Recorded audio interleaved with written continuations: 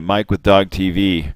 I want to make this video to show Dawg's foot injury, and it has the second vet visit when they changed the bandage before we took him into our own regular vet, and they decided that it was so deep that it would take forever to heal and they needed stitches. I also have some images of the stitches after it was stitched, and then some additional video as he made his recovery. So kind of give you an idea what the poor guy went through, and you can take a look at how he's doing now at the end when he's hiking around. He still needs to build up his callus a little bit more, but he's doing great. So that's when we use this powder to put in there. Okay. Do you want to get a picture of that? I was actually filming it. Oh, okay. That way we can watch what you do, and then Yeah, okay. then when we're looking at each other going, what are we doing wrong? We can watch it again. And yeah, you're more than welcome to get some supplies from us here too. Okay. We have all the cotton and stuff we need. Okay. So Alrighty. Sit down. hang on, buddy. Okay, buddy. You're fine. All right. So we do this. You're fine. Spread the toes apart a little bit. Yeah. And I'm very generous with my powder so it keeps it Oh, to drier. dry it out. Yeah. Put some underneath too. With this stuff, you don't want to put it directly on the wound, just right next to it. Okay.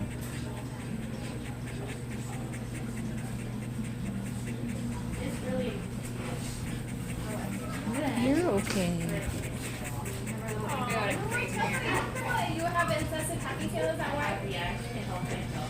So this is the silver sulfidine cream. I can show you guys the container if you want. So just put that on top.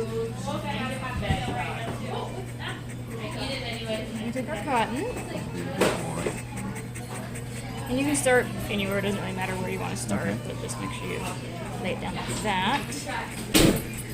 And go over the toes. You don't want it super tight, just kind of snug. Okay.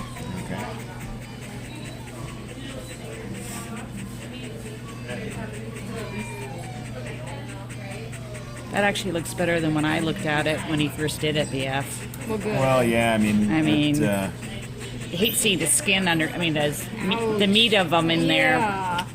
But And I'll kind of crisscross over the toes, so there's lots of padding. Okay. 3 or 4 times, and then you start wrapping up. And when you do that, you just want to make sure you cover your last layer about half. Okay.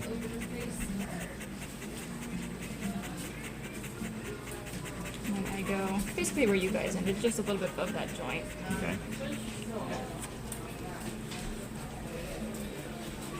And this is called cling, because it's actually the part that's going to be a little bit tighter on them, just so it keeps that snug. Okay. So same thing, you start with the other one. And then once you're in this position, you're gonna like roll it around the bottom side and pull it tight. Okay. Again, not as tight as you possibly can, but Right. just snug.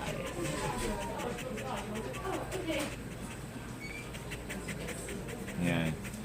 You can imagine me trying to do this by myself this morning when he pulled the other one off. Yeah. It was like, will you stop squirming around? And then he's trying to play with it with his teeth, and it's like, you're really not helping. So, but I told Andre, I said, and until we get past about 8-9 days, we're gonna be stuck together like glue. You're not leaving the house Yeah. without me, and I'm not leaving without you. So if it pops off, we can actually Exactly. do it. So. Alright, so this is the elasticon. This is the last layer. It's sticky, kind of the protectant from the outside elements. So when you first start this one, I make my 2 little strips here. Okay. And these will go over the toes. Okay. And again, I'll just kind of gently pull it a little snug, not too tight.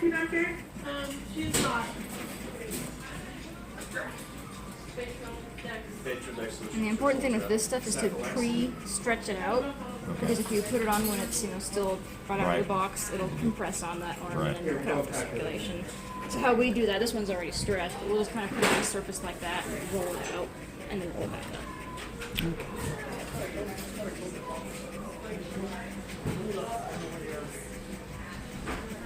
And we'll do the same thing as the other. Start at the bottom and start heading up.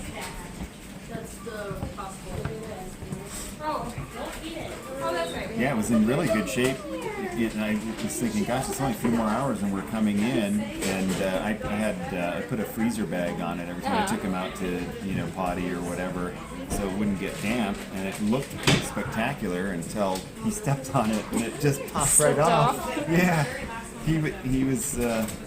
out on the lawn, and I was trying to get him to do his thing, and he came walking over to me, and his front paw stepped on the front of it, and I'm like, oh my gosh. It's not supposed to slip off that easily. Yeah, and it's like, And the last little part of this, you want like maybe an inch or so of the sticky part on there for actually. okay, cool. Alrighty. That's it. Well, that Yeah. was very helpful. Well, good. Awesome. So, You're a good boy. well, if anybody is wondering who's being driven nuts more by Dawg being injured, him or me, the answer is definitely me. You can see he's got his little baggie on because he's outside, so he doesn't get his bandage wet. Dawg, come here. Oh yeah. And as you can see, he doesn't really care. I stick that little baggie on every time he goes out, and in fact he actually assists by placing his foot into the bag when I put it on him, because I've been doing it for almost a week now. So hopefully next Monday he'll get his stitches out, and he'll be able to walk around on it, and we can start walking him a little bit at a time, build him up to his normal mileage. So looked really good yesterday when the vet changed the bandage. It's doing much better. So Dawg received both internal and external stitches, and in these two photos you can see just how long that cut really was, and it was almost a 1/4 inch deep. Well, there's Dawg, bandage free. You can see I have the e-collar on him so he won't lick it. So when he licks it, I vibrate it, which it's amazing what vibration does to a sensitive dog. He immediately responds like he's in trouble with tail between his legs, and all I care about is that he's not excessively licking it, which messed it up a little bit when we first tried it. So I'm keeping an eye on him, make sure he doesn't disturb it, and hopefully he'll get a little practice walking around the house and stuff and start to build his callus back up on his virgin foot. So that's it from Dawg TV.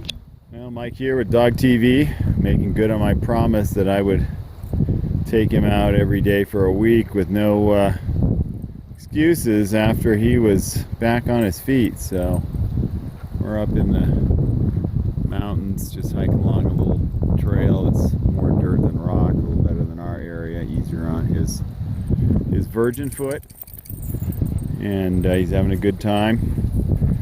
And we're already heading back on the loop, get back to the car. So beautiful day out here, a little breezy, but he's having a great time, and we'll get him back to 100% in no time.